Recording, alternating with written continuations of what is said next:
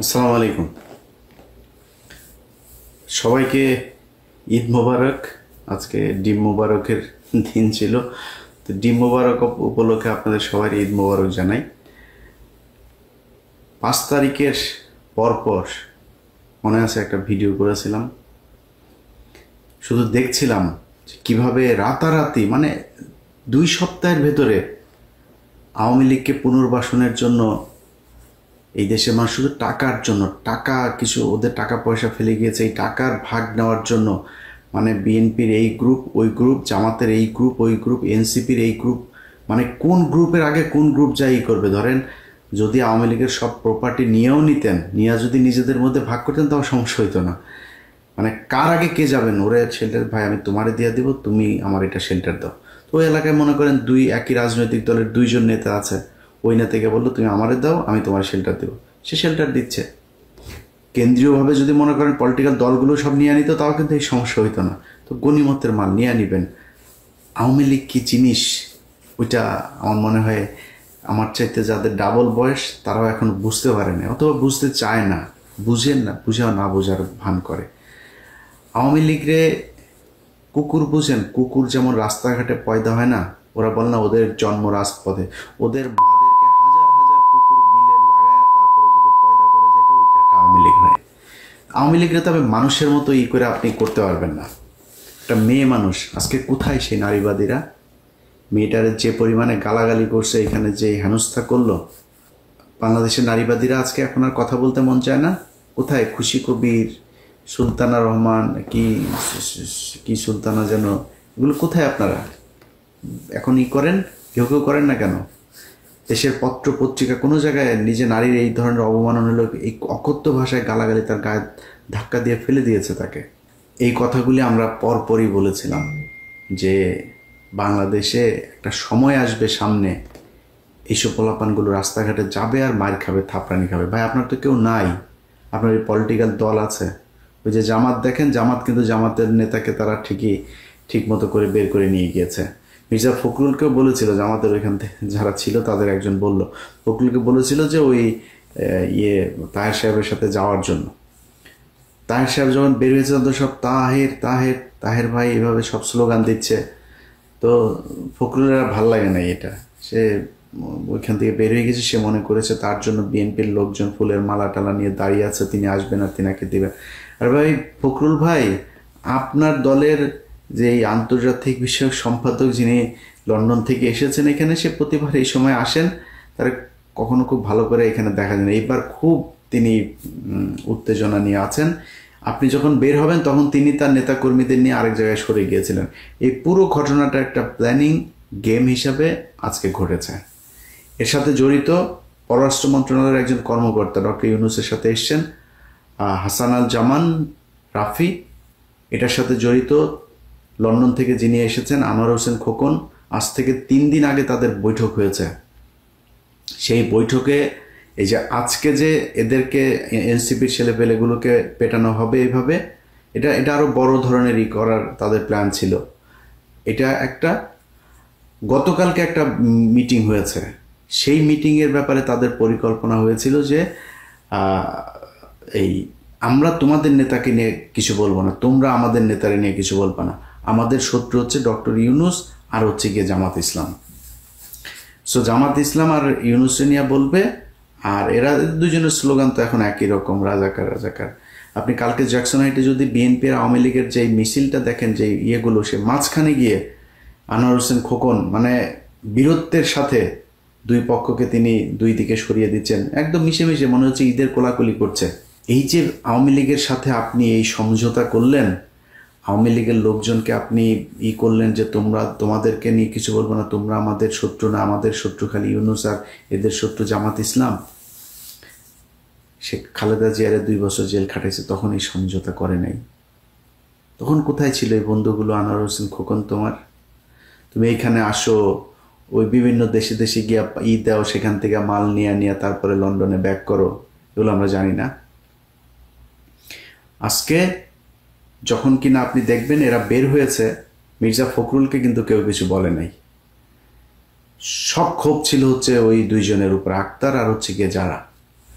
পুরো এই বের হবে, কোন দিক দিয়ে বের হবে সব কিছু জানিয়ে দিয়েছে হচ্ছে এই হাসান আল রাফি, এই পররাষ্ট্র মন্ত্রণালয়ের যে কর্মকর্তা ডক্টর ইউনূসের বহরে এসেছেন তিনি।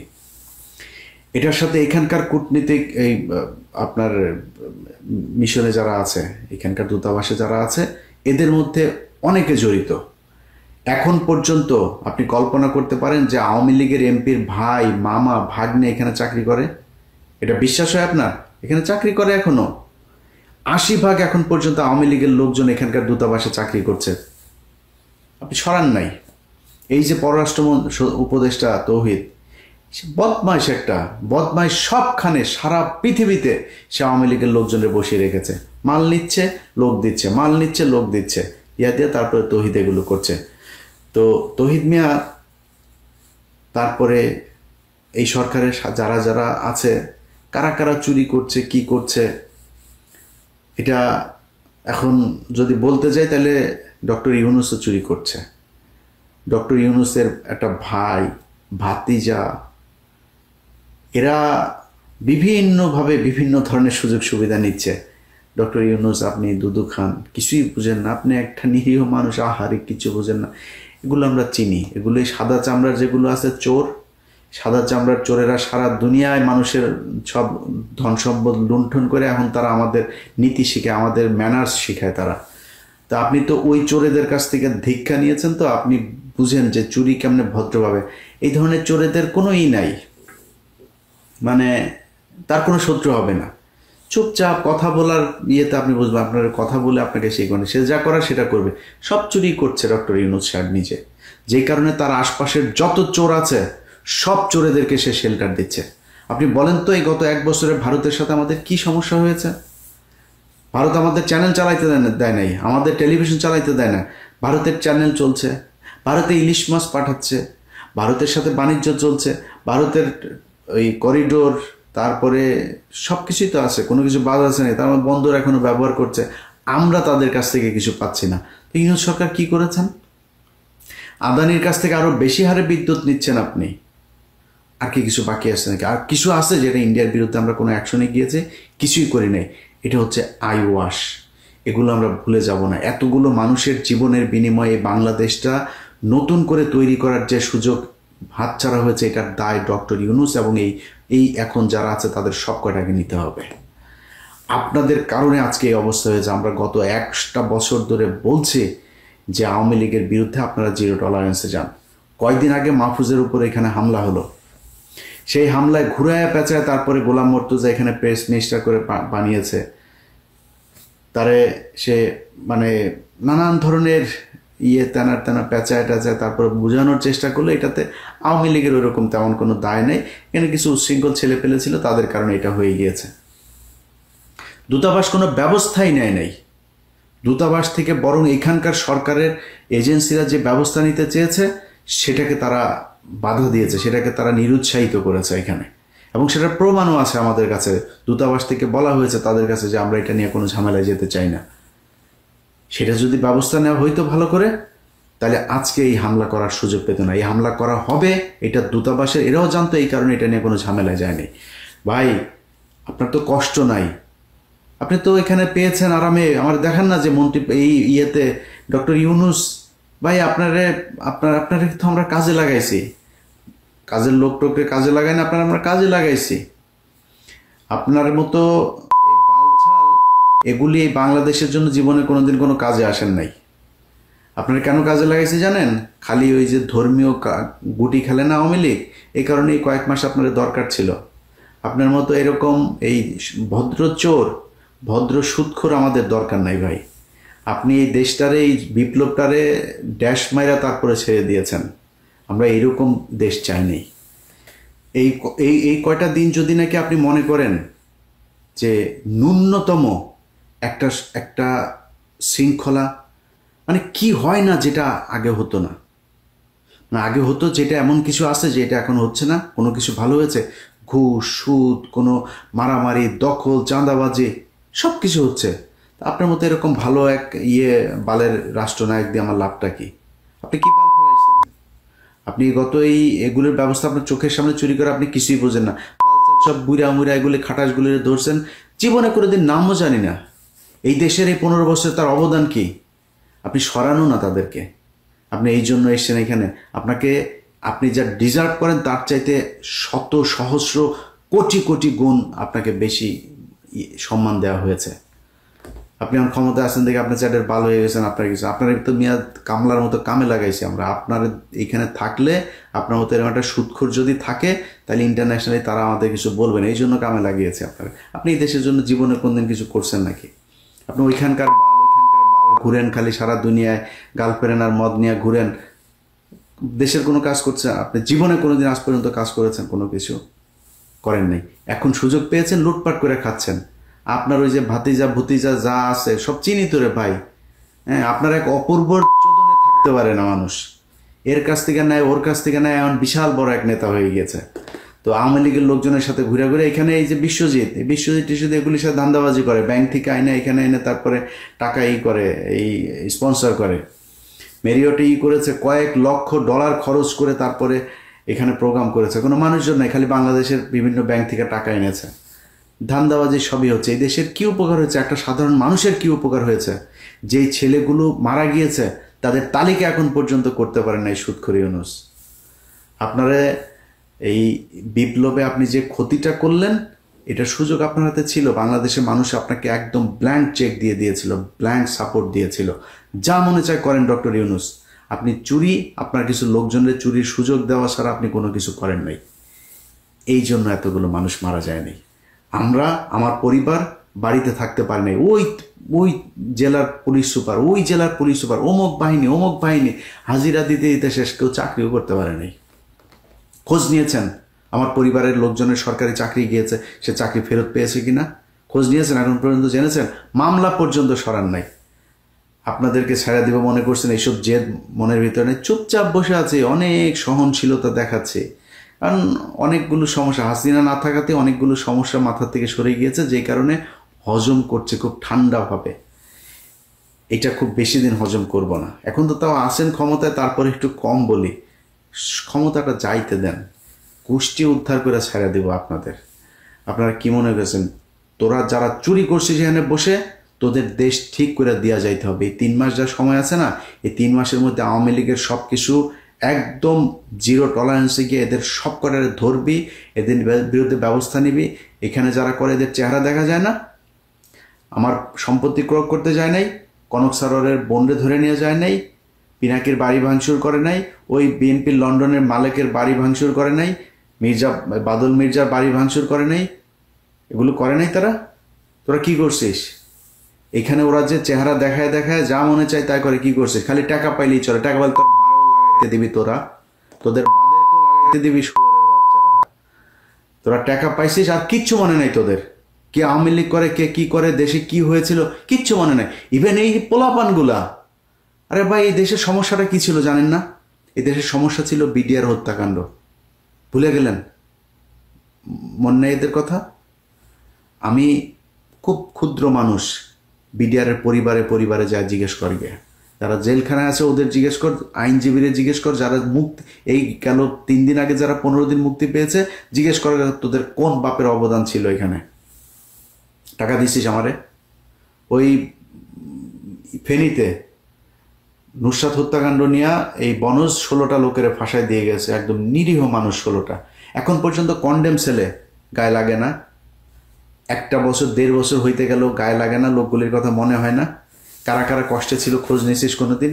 আমি যা সেই লোকের আইনে টাকা দিয়েছি, ওই সেই ফরিদপুরে মনে আছে পঞ্চপট্টিতে যে মানুষগুলোর যে মারলো, 2টা ছেলেরে পিটায় মারা ফেললো মন্দিরের পাশে, গেছিস? ওই যে একটা মহিলারে ভোট দিতে যায় না এদিকে, তারে যে 4 বাচ্চার জননীটারে যে সুবর্ণচরে ধর্ষণ করলো, গেছিস? তাদের খোঁজ নিয়েছিস? তোদের তো উচিত ছিল এগুলি করা। আবরারের বাসায় আবরারের বাপ মারে দেখতে গেছিস? আবরারের পরিবারের জন্য কিছু করছিস? আমি গরিব মানুষ, আমি তারপরে আমার সামর্থ্যের মধ্যে যতটুকু সম্ভব ততটুকু করেছি। যে কটার নাম বললাম সবগুলো পরিবারের কাছে গিয়ে জিজ্ঞেস কর গিয়ে। তোরা সেটা ভুলে গিয়েছিস, মনেই রাখিস নাই। তোদের হাতে সুযোগ, এখনো সুযোগ আছে। এই হাসনাত সার্জিস এরাও যদি চায় না, এখন পর্যন্ত বিডিআরের এটা নিয়ে কোনো কথা বলেছেন? আপনারা একজনকে পাঠিয়ে দিয়েছেন, একজনকে কেন? ওইটা আপনার কাছে মেন মনে হয় না? ধান্দাবাজি করার জায়গা পান না? আপনাদের কিছু বলি না দেখে কি মনে করেন? এগুলি করেন, এগুলির মানে কোনো দায় নাই। সময় যতদিন আসে না, এরপরে দেখাবো মজা। আমার এক বালের বাংলা এডিশন, বাংলা এডিশন বন্ধ করে দে। এক বালের বাংলা এডিশন নিতে গিয়া কত কাহিনী টাহিনী কইরা তারপরে আমার কাছ থেকে টাকা চায়, 1 কোটি টাকা চায়। এই মাহফুজের পিয়ন টাকা চায়, ওরে অডিও টডিও আছে, এরপরে অডিও পাঠাইছি, এরপরে অনুমোদন দেয়। তার আগ পর্যন্ত দেয় নাই, অডিও পাঠানোর পরে তারপরে অনুমোদন দেয়। ঠিক আছে ভাই। আর আরেক ব্যক্তির বলতেও ভাল লাগে না ভাই, সবাই ব্যক্তি আক্রমণ কত করবো বলেন? শরীরে রক্ত টকবক করে, জানেন এই জিনিসগুলো যখন দেখি। আরে ভাই, আপনার আওয়ামী লীগের লোকজন করবে যে ভাই আপনার ওই আমি কমেন্ট করবে এসে যে ভয় পাই। ভয় তো পাই রে, তোদেরকে ভয় না পাওয়ার কিছু আছে? তোরা একটা মানে একদম সহজ সরল মানুষের একটা দেশ, এদেরকে তোরা ধরে 15,000 মানুষের মেরে ফেলছিস।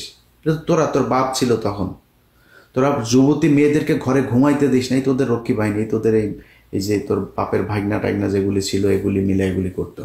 তোরা তো হিংস্র, তোরা মানুষের গান পাউডার দেখে মারতে পারিস, 6 মাসের বাচ্চারে সব বোমা মেরে মেরে ফেলতে পারিস, তোরা মানুষের মরা মানুষের উপরে জাম করতে পারিস, তোরা লগি বৈঠা দিয়ে মারতে, তোরা আগুন ধরাই দিতে পারিস জ্যান্ত মানুষের শরীরে। তোরা যা করছিস আমরা জুলাইতেও, তোদের তো ভয় পাই। কিন্তু যদি নাকি জিজ্ঞেস করিস যে ভাই ফাইট করবেন নাকি, বল, তোরা ঘোষণা দে, কবে কোথায় কোন জায়গায় ফাইট করবি ঘোষণা দে। তোরা ঘোষণা দিয়ে বল তোদের ওই জায়গায় আসলে কারে বাল ছিটতে পারিস। এই যে আজকে 2 জনের পাইছিলি, কি বাল বাছিস? ডিম মারিস কেন? ডিম মারিস কেন? ডিম কেন মারো? বোতল কেন মারো? আর কিছু করতে পারো নাই? হাতের কাছে পাইলা, এরা তো তোমাদের 32 নম্বর দুছে দিয়ে এসেছে, দেয় নাই? এরা আমরাই তো মারা ফেলে কেন? মারা ফেললি না কেন? মেরে ফেলতি, খালি ডিম মারিস কেন? মানে ডিম ওইটা বাই ল, ওইটা অ্যালাউড, এই জন্য তুই এইটুক করতে পারছিস, যাতে মাতাল তালে ঠিক। আর কিছু করিস নাই, পারবিও না। তোর বাপের বাড়ি ভেঙে দিছি না, কিছু করতে পারছিস? তোর বাপ, তোর বাপের বউ বা ছোট বাচ্চা টাচ্চা সব পিচিতে চাপ দিয়ে মেরে ফেলছে না, ডালিম বাড়ি কিছু করতে পারছিলি? জিজ্ঞেস, তোর লাশ আনতে যাস নাই। এটাই তোরা যখন সুযোগ পাবি তখন তোরা অনেক হিংস্র হইতে পারিস, সেটা আমরা জানি। সেই জন্যই তোদের ওই সুযোগ বন্ধ করার জন্য আমরা এই কথাগুলি বলি, বুঝিস নাই? তোরা এখানে নাচানাচি করিস না, তোরা নাচানাচি কটুক করতে পারিস, এটা আমরা খুব ভালো করে জানি। একলা তোকে 30টারে দুচে দিয়ে এসেছিলাম না, মনে নেই? বাল ফেলাইতে পারছিস? তোরা কটুক বাল ফেলাইতে পারবি, এটা আমরা জানি। এখন তো আরও পারবি না, এখন তো কিছু হইলেই ধরে, আজকেও ধরছে কয়টাকে। তো তোদের নিয়ে কথা বল না, তোরা এই আলোচনার ভিতরে আসিস না। কিন্তু যারা এই দেশটাকে ঠিক করার জন্য জীবন দিল, সেই মানুষগুলির জন্য ভাই আপনাদেরকে সরকার হিসেবে বসিয়েছে। এই সুযোগটা যদি আপনারা নষ্ট করেন এইভাবে, সময় আছে। এই যে যারা এখানে করেছিল সব কটার বাড়িতে পুলিশ পাঠান, বাড়িতে কে আছে এগুলো মামলায় আসামি করেন, বিভিন্ন মামলায় আসামি করে ওগুলো ধরে নেন। আপনি কুকুরের সাথে আপনি সুন্দর করে যদি আপনি ফুল দিয়া করেন, লাভ নাই ভাই, এদের বুঝায় লাভ নাই। কুকুরের মুগুর দেওয়া লাগবে। ওরা এখন পর্যন্ত সিদ্দিকের বাড়ি, সাদ্দিকের সব অর্থ সম্পদ সব কিছু দেশে আছে, ওর পাওয়ার প্ল্যান্ট ছিল, কোথায় কি আছে খোঁজ নেন। কিছুই করবেন না, আর আপনি মনে করেন খালি বসে বসে চুরি করবেন আর আওয়ামী লীগ চুপ থাকবে। আপনাদের কারণে আওয়ামী লীগ এখানে এসছে। ওরা আসলো কিভাবে? দেশ থেকে বের হইতে দিয়েছেন আপনারা, দিয়েছেন, এখনও দিচ্ছেন, এখনও টাকা পয়সা খায়, তারপরে আপনারা এগুলো করছেন। সো এগুলি বাদ দিতে হবে। এগুলো বাদ দিয়া তারপরে চুরি করেন, মনে করেন এগুলি কোনো সমস্যা না। আওয়ামী লীগের ব্যাপারে জিরো টলারেন্স আছে। আওয়ামী লীগের ব্যাপারে যে তাদের সাথে সমঝোতা করতে যাবে, যারা করবে, তাদের ব্যাপারে কঠোর অবস্থান নেওয়া হবে। আজকে মির্জা ফখরুল বলেছে যে আওয়ামী লীগ এবং জাতীয় পার্টিকে ভোটে তারা চায়, এই সামনের ভোটে এগুলি জবাব দেবে বাংলাদেশের জনগণ। আর এটা যদি বিএনপির যদি দলীয় বক্তব্য হয়ে থাকে, মির্জা ফখরুলের বক্তব্যের বাইরে দলীয় হয়ে থাকে, আমরা তো আস্তে আস্তে বুঝবো সামনে। বিএনপিকে খুব ভালোভাবে সাবধান করে দেই। যদি নাকি আওয়ামী লীগকে ফেরানোর চেষ্টা করেন, ভারতের পক্ষে কথা বলেন, সেই ভারত পাকিস্তান সেই ন্যারেটিভ আবার যদি নিয়ে আসতে চেষ্টা করেন, তাহলে কিন্তু একদম সরাসরি আপনাদের অপোজিট জায়গায় কিন্তু অবস্থান করবে। আমি আগের থেকে বলে রাখি ভাই, আমি এখনও বলি, আমি চাই আপনারা এই করেন, ক্ষমতায় আসেন। আমি এখনও চাই এখানে ভোট দেওয়ার যদি ব্যবস্থা হয়, আমি ধানের শেষে ভোট দেবো, একদম দেখায় ভোট দেবো, ধানের শেষে ভোট দিলাম, এটা দেখায় দেব। কিন্তু যদি নাকি ভাই এই আবার ফের ইন্ডিয়ান এই আমি কে তুমি কে বাঙালি টাঙ্গালি এইসব নিয়ে যদি নাকি কথা বলতে আসেন না, তাহলে কিন্তু নির্বাচনের সময় কিন্তু খবর আছে, একদম সরাসরি আপনার বিরুদ্ধে কাজ করা হবে এবং রেজাল্ট কি হবে সেটা ডাকসুতে বুঝেছেন, সামনে বোঝানো হবে। সো খুব সাবধান। সরকারের যারা আছেন, সরকার থেকে যাওয়ার পরে কিন্তু সব কটারে কিন্তু এক এক করে ধরা হবে। তো সরকারের থাকা অবস্থায় এই যে যা ড্যামেজ করেছেন, এই ড্যামেজ পূরণ করে দিয়ে আসতে হবে। আওয়ামী লীগের হত্যা মামলার আসামিরা ঘুরে বেড়াচ্ছে, চোখের সামনে জুবাইয়ের সময় টিভিতে অফিস করে, কমলদের সময় টিভিতে অফিস করে, এগুলো আমাদের সাথে একদম সরাসরি গালের জুতা মারার মতো। এগুলো দেখলে আমাদের খারাপ লাগে। এটার সাথে যারা যারা যেই যে অবস্থানে আছেন, সময় টিভির মালিক পক্ষ হোক, যে যে যার যার জায়গা থেকে কিছু করেন নাই, আপনাদেরকে যেখানে যখন যেভাবে পাওয়া হবে সেভাবে একটা করে দেওয়া হবে। অতএব এখনো সময় আছে। আওয়ামী লীগের ব্যাপারে ঐক্যবদ্ধ হন।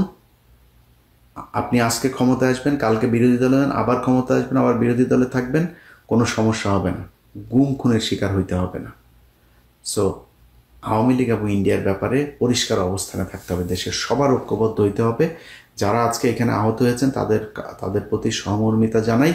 আক্তার যারা সহ সবাইকে অনুরোধ থাকবে, যে কদিন এখানে আছেন সাবধানে থাকবেন এবং পরিস্থিতি যখন যেখানেই যাবেন আমাদেরকে জানাবেন। অবশ্য আপনারা তো নিজেরাই অনেক কিছু আব্দুল্লাহ, আপনাদের বুঝে লাভ নেই, জেনে যান, মঞ্চে যায় বুঝে যান, মার খেলে খারাপ লাগে, তাই বললাম আর কি। আমরা এখানে থাকি ভাই, এই জায়গায় এদের বহু বালছাল দেখে আসছি আমরা, আমাদের কাছে এগুলি করতে আসেন। আপনারা 2 দিনের জন্য আসেন, আপনারা মারে এই মারে, খবরও দেন নাই তো, জানানো তো নাই। আপনি যে এখানে আসতেছেন বলছেন নাকি আমাদের তো সুযোগ ছিল। আর ভাই আমি ফোন দিলে তো 200-400 মানুষ তো 1 ঘন্টার ভিতরে এখানে এসে হাজির হবে, বলেন নাই তো। নিজেই আব্দুল্লাহ ওই যে দেশে যেগুলি করেন ওগুলি করেন, ওরে ছাড়ান, ওই থানায় গিয়ে ওরে ছাড়াই দেন। এগুলো করলে এরকমই হবে। আমি ঠিক 5 তারিখের পর কথাগুলো বলেছিলাম, রাস্তাঘাটে পেটুনি খাবেন, সেগুলো খাচ্ছেন এখন। আল্লাহ হাফেজ।